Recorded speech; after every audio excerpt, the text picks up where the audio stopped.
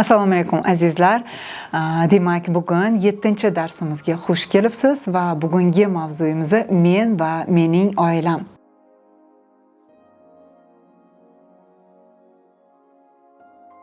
Oila insonning ruhiy tayanchi va ildizi hisoblanadi. Oila muqaddasdir. Oila biz uchun eng muqaddas maskan hisoblanadi. Oila degani bu mehr, ishonch, g'amxo'rlik va eng yaqinlarimizni guruhi hisoblanadi. Oilani turlari bu yadroviy oila va kengaytirilgan oila. Yadroviy oila degani bu ota-ona va farzandlar, ya'ni faqat men, turmush o'rtog'im va mening farzandlarim. Kengaytirilgan oila bu o'sha mana qaynona, qaynatam, undan keyin qayinsingil, qaynakalar, qolgan kim birga yashaydigan bo'lsa, ovsin ajinlar hammasi o'sha kengaytirilgan oila hisoblanadi. Demak, hozirgi kunda juda ham ko'plab kuzatilayotgan muammolar bu ota-ona farzand kelishmovchiligi yoki bo'lmasam qaynona kelin munosabatidagi kelishmovchiliklar yoki farzand ota-onadan separatsiya bo'lmagani. Separatsiya degani bu psixologik jihatdan, emotsional jihatdan uzilish. Keling hozir har biri haqida bitta-bittadan aytib chiqsam. Ya'ni ota-ona bilan farzand orasidagi kelishmovchilik bu hozir ko'pchilik ota-onalar o'z farzandini shunchaki eshitishni bilmaydi. Uni his-tuyg'ulariga e'tibor berishmaydi. Bu yerda men juda ham e'tibor qilishni tavsiya qilardim. Aynan farzandingiz nima xohlayapti, nimaga qiziqyapti, bu suhbat ko'proq qurishni, uni eshitishni. Bizga ko'plab keladigan shikoyatlar bu farzandim biz bilan birga ovqatlanmaydi, uyga kirib ketadi, biz bilan gaplashmaydi. Nega unaqa qiladi farzand? Farzand demak qochishni boshlaydi. Sababi u sizga o'sha ichidagini aytishni, bo'lishni juda ham qattiq qo'rqadi.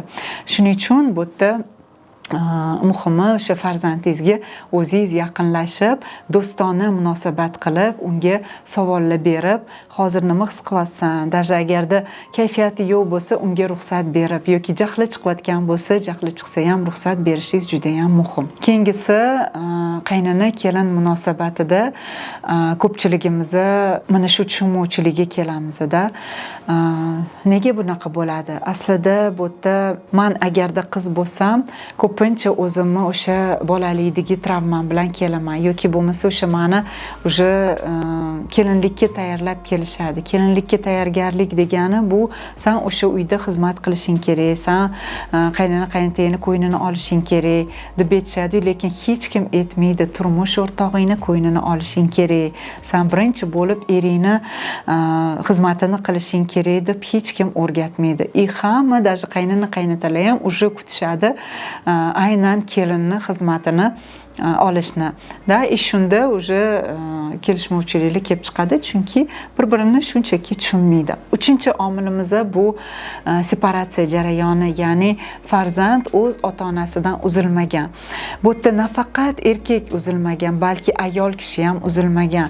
Chunki boshqa xonadonga kelsa ham o'zini fokusi ko'pincha ota-onaga qaratilgan bo'ladi. Ota-onaga qaragandan keyin o'zini oilasiga teskari bo'lib qoladimi? Oilaga teskari yurgandan keyin u uriladi, qoqiladi, yiqiladi. Shuning uchun bizda mana shunaqa kelishmovchiliklar kelib chiqadi. Shuning uchun bu yerda juda ham muhim, как o'g'il farzandga, tak qiz farzandga o'z ota-onasidan uzilish. Ota-onasidan uzilish degani bu uni yaxshi ko'rmaslik degani emas. Ko'pchilik o'ylaydiki, bo'ldi, ota-onamdan uzilsam, bu yerda bu ota-onani yo'qqa chiqazgandek. Yo'q, unaqa emas. Aslida siz o'sha yaxshi ko'rasiz, o'sha sevasiz o'zingiz ota-onangizni, lekin o'zingizni ham o'rningizni joyiga qo'yib, o'zingizni qadr-qimmatingizni bilib, o'zingizni xohishlaringizni ham inobatga olib, takже turmush o'rtog'ingiz bilan o'zingizlarning qiziqishlaringizni ajratib olib inobatga olishinglar muhim. Shunda biza aynan o'sha oilani butunligini yarata olamiz. Chunki biz o'sha bir-birimizni inobatga olishni boshlaymiz, bir-birimizni his qilishni boshlaymiz, bir-birimizni e'tiborga olib hisoblashganimizdan keyin shunda bizda oilaviy hamjihatlik paydo bo'ladi. Oila bu har bir insonni ilk maktabi hisoblanadi. Biza mana shu oilada bir-birimizni e'tiborga olishni, bir-birimizga ishonishni, bir-birimizni qadr qimmatimizni bilishimizni o'rganamiz. Bu yerda juda ham muhim o'sha imенно bizni har bitta oila a'zosini eshitib va ular bilan qanaqadir kelishuv yaratishimizni. Chunki biz даже mana shu oilaga kelishimdan oldin hech kim misol uchun turmush o'rtog'i bilan hech narsani kelishib olmaydi. То есть to'ydan oldin nima bo'ladi? Hamma o'zini tushunchasida kelin qiz o'ylaydi, erga tegsam bunaqa bo'ladi, hayot bunaqa bo'ladi, tasavvurida, fantaziyada hamma narsa sariyodek, shokoladday bo'ladi. Lekin real hayotga to'qnashganidan keyin unda ko'ngil qolish, hammadan sovish mana shunaqa kelishmovchilik, nizolarga duch keladi. Xuddi shundoq kuyov bola ham ayolidan kutadi, что ertaga bunaqa bo'ladi, aytganimni qiladi, menga itoat qiladi, mana shunaqalar bilan kutadi. Lekin u ham real hayotga to'qnashganidan keyin qarasaki, bu insonni o'ziga yarasha qiziqishlari, ehtiyojlari bor, o'zini ham o'ziga yarasha qiziqishlari, ehtiyojlari bor. Aksariyat holatda ular bir-biriga mos kelmaydi. Shundan keyin yoshlar nima deydi? Bizani dunyo qarashimiz har xil ekan, biz bir-birimizga mos emas ekanmiz, to'g'ri kelmas ekanmiz, значит bizani yo'limiz bitta emas ekan deb hozir juda ham ko'p yoshlar osongina ajrashib ketyapti. Shuning uchun bu yerda juda ham muhim. Oldindan mana turmush qurishdan oldin oila quryapsizmi? Siz birinchi bo'lib o'sha uchrashuvda har biringiz o'zingizni qiziqishingizni aytishingiz. Siz qanaqa tasavvur qilyapsiz va siz partnyoringiz qanaqa tasavvur qilyapti? Shunda siz bir-biringizni o'rganib, shu yerda даже уже oldindan aytishingiz mumkin. Men turmush hayotdan keyin shunaqa ko'ryapman. Men ham mana shunaqa ko'ryapman. Agarda o'shanda ikkalovinglarniki mos kelsa va ikkalovinglar bunga rozi bo'lsanglar, turmush hayotinglarni davom ettirishinglar mumkin. Yana bitta juda ham muhim narsani aytmoqchiman. Ko'pincha oila qurilgandan keyin mana farzandlar paydo bo'ladi-da, farzandlar katta bo'ladi. Ota-onalar farzandimni baxtini ko'ray deyishadi-da, lekin hech kim o'zini baxti haqida qayg'urmaydi. Bilasizmi, mana вроде бы oila yashayapti, ko'p konfliktlarga uchrayapti, oilada mana shu nizolar orqasida bolalar даже bir xil farzandlar aytayaptiki, yo onasiga, yo otasiga iltimos, lutchi ajrashib ketinglar deyapti. То есть bu degani nima degani? Siz baxtli bo'lmasangiz, bolangiz hech qachon baxtli bo'lmaydi. Shuning uchun avvalambor siz o'zingizni baxtingizni birinchi yaratib olishingiz kerak. Xotin qachon baxtli bo'lsa, shundagina farzandingiz sizni baxtli bo'ladi. Поэтому bu yerda eng muhimi o'zingizni mana shu turmush o'rtog'ingiz bilan shu haqda sizlarga prям amaliy mashq qilib, tavsiya qilib beraman. Gaplashishingizda qanchalik siz o'zingizni baxtli his qilyapsiz, turmush o'rtog'ingiz o'zini qanchalik baxtli his qilyapti. Shunda agarda sizlarda qaysidir jihatda kelishmovchilik bo'lsa, shunda eng oddiy savol. Mana shu savolni bugunoq o'zingizni turmush o'rtog'ingizga berib ko'ring. Men nima qilsam sizga yaxshi bo'ladi? Shu savolni berganingizdan keyin endi sizni galingiz. Siz mana bu narsani qilsangiz, menga yaxshi bo'ladi.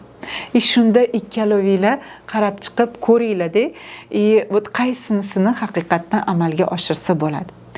Bu yerda agarda mana shu xohishinglar to'g'ri kelmasa ikkaloviyligi bir-biringlarga prosta bu yerda ajratib olish muhim. U xohishingiz boshqalarga ziyon yetkazadimi yoki yo'qmi? Agarda ziyon yetkazmasa, u xohishingizni siz aytishingiz mumkin. Men sizni juda ham yaxshi ko'raman, lekin bu xohishimni men amalga oshirishim muhim deb опять-таки bu yerda kelishuvni amalga oshirib olishingiz kerak bo'ladi. Ahamiyat beryapsizmi? Hamma narsa suhbatda, hamma narsani fundamenti muloqotda, kontaktda bo'lishingizda, gaplashishingizda. Chunki biz nima qilamiz? Bo'ldi, meni ehtiyojim qondirilmadimi? Meni xohishim amalga oshmadimi? Men nima qilaman? Arazlab 2-3 kun gaplashmayman. Men partnyorimni jazolayman. Не только partnyorimni, farzandlarimni jazolayman.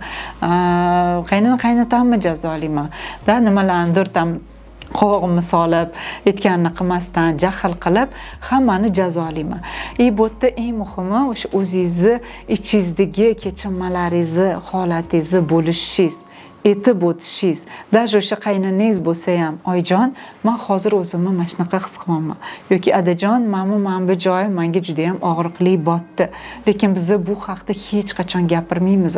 Biz o'zimizning his-tuyg'ularimiz bilan hech qachon bo'lishmaymiz.